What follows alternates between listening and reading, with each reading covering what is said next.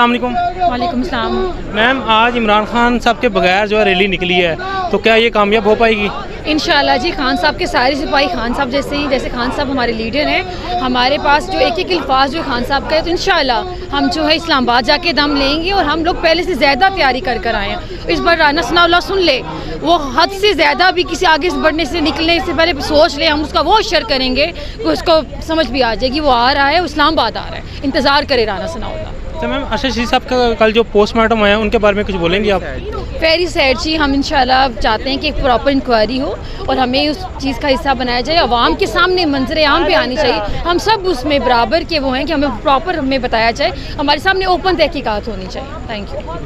अस्सलाम वालेकुम मैम। जी वालेकुम अस्सलाम। मैम, आज माशाल्लाह काफ़ी बड़ा काफिला जो है ना जा रहा अभी जहाँ पे खान साहब पे हमला हुआ था, तो आप मुझे बताएं कि क्या ये काफिला कामयाब होगा इमरान साहब के बगैर? जी ज़रूर होगा। आपको पता है कि खान साहब जो खान साहब पे हमला किया गया है उससे लोगों में बहुत ज़्यादा गम और गुस्सा पाया जा रहा है, और ये जो जज्बा है अवाम में भरपूर तरीके से और मज़ीद बढ़ेगा इंशाल्लाह ताला। खान साहब का जो मकसद है उस मकसद को हम लोग ज़रूर पूरा करेंगे। अगर खान साहब नहीं भी हैं तो हम लोग इस मकसद को लेके खान साहब के मकसद को पिंडी तक, इस्लामाबाद तक ज़रूर जाएंगे, और इंशाल्लाह ताला खान साहब हम आपके साथ है, आप रेस्ट करें।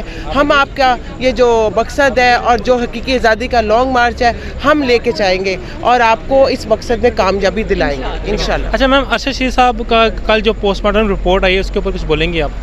जी बहुत सैड न्यूज़ है ये तो। इंतहाई दुख हुआ है कि जिस तरह उनके साथ तशद्दुद किया गया है उसकी तो किसी तरह भी अल्फाज ही नहीं है कि हम मज़म्मत तो बहुत छोटा लफ्ज़ है कि एक ऐसे खुददार इंसान और इस तरह हुब्बे वतन इंसान के साथ इस तरह का सलूक किया गया, बहुत दुख की बात है। बहुत बहुत शुक्रिया मैम। Ji thank you.